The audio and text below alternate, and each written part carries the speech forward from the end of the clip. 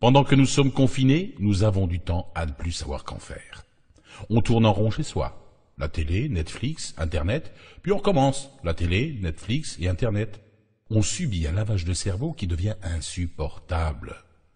On sent bien qu'il y a des choses qui ne sont pas très claires. Visiblement, tout semble exagéré. On dirait qu'il y a un intérêt à semer la terreur auprès du public. On aimerait bien connaître l'âge et l'état de santé avant l'infection des personnes décédées. On aimerait bien savoir combien de guérisons il y a eu. On aimerait bien savoir pour quelles raisons on comptabilise les gens en coronavirus sans avoir été dépistés. Est-ce juste pour gonfler les statistiques? Moi, je n'en sais rien, je me pose la question. Je ne sais pas ce que vous faites confiné chez vous toute la journée. Il y a de quoi devenir fou à tourner en rond. On a donc le temps de réfléchir. Je me suis mis à réfléchir sur l'affaire de la chloroquine mise en avant par le professeur Raoult. Il est vrai qu'avec son look à la Buffalo Bill, on a tendance à ne pas le prendre au sérieux. Je vous propose de remonter les faits, et rien que les faits. Vous allez voir qu'il y a des choses un peu étranges, un peu troublantes. Mes sources ont été prises sur Internet.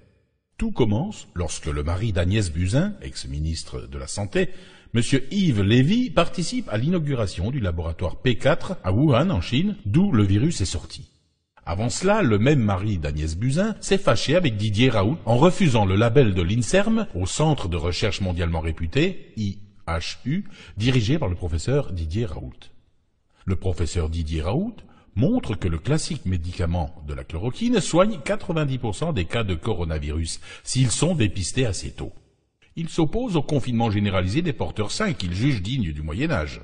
Il prône un dépistage généralisé et un traitement rapide avec la chloroquine et avec confinement des seuls malades. La chloroquine coûte 10 centimes le comprimé. Il est sûr que les laboratoires qui financent l'INSERM cherchent des solutions bien plus coûteuses. En octobre 2019, il faut savoir que M. Lévy, président de l'INSERM et mari de la ministre, a révoqué le statut de fondation des IHU pour reprendre le contrôle de leurs recherches. Le professeur Raoult dirige l'IHU de Marseille et est visé directement par cette directive. Le 13 janvier 2020, alors que l'épidémie se répand en Chine, Agnès Buzyn classe la chloroquine, le fameux remède, dans les substances vénéneuses disponibles seulement sur ordonnance, alors que cela fait 50 ans qu'elle est en vente libre. Il y a quelques semaines, Agnès Buzyn a dit avoir su que ce serait une hécatombe et qu'il n'y avait pas de remède. Le gouvernement Macron fait un confinement généralisé de la population. Il ne parle pas de chloroquine. Il affirme que les policiers ne doivent pas porter de masque. Ils ont été volés pour la plupart, et il n'y en a même pas pour les soignants. Il refuse le dépistage de masse, pourtant pratiqué allègrement en Corée et en Allemagne avec succès. Il refuse de fermer les frontières avec les pays contaminés. Le journal Le Monde et l'Agence d'État de Santé qualifient les recherches du professeur Raoult de fake news avant de se rétracter. Le professeur François Perronne révèle il y a quelques jours sur LCI que le stock de chloroquine de la pharmacie centrale française a été pillé. D'ailleurs, dans le monde, la semaine dernière, grâce à un tweet d'Elon Musk, en 48 heures, Donald Trump met à disposition de tous les Américains la chloroquine. Le Maroc achète les stocks de chloroquine de Sanofi à Casablanca. Le Pakistan va accroître sa production de chloroquine à destination de la Chine. La Suisse exclut elle aussi le confinement généralisé de la population, pratique un large dépistage et traitement rapide et accuse la France de faire de la politique spectacle. La société Teva, en Israël, annonce qu'elle va livrer gratuitement plus de 10 millions de doses de chloroquine aux USA. Estrosi, soigné lui-même à la chloroquine, sans réponse du gouvernement, a appelé directement Sanofi pour qu'il livre la chloroquine aux hôpitaux de Nice. Sous le lobbying intensif du professeur Raoult, un test à grande échelle de la chloroquine a commencé finalement en France, sous la direction de l'INSERM, qui veut refaire les expérimentations dans d'autres centres médicaux indépendants, ce qui prendra 6 semaines de plus. Presque aucun média n'en parle. Alors dites-moi, qu'est-ce qu'on peut faire? Eh bien la réponse c'est rien. Nous sommes un troupeau de moutons obligés de suivre les ordres. On peut râler dans notre coin, on peut prendre des coups de matraque si on manifeste. On a vu comme la population et les soignants des hôpitaux ont été traités l'année dernière. Combien de temps allons-nous être traités de cette façon? Tiens, encore une question sans réponse. Allez, pour aujourd'hui j'arrête de réfléchir, je vais faire l'autruche.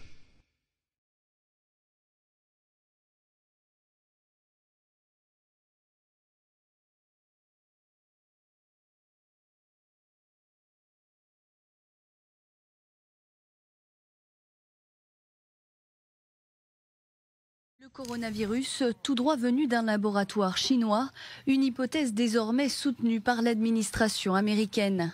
À l'origine de ces révélations, la chaîne américaine Fox News, selon plusieurs sources du Pentagone citées par ce média, c'est dans le laboratoire de virologie de Wuhan en Chine que le coronavirus aurait été développé.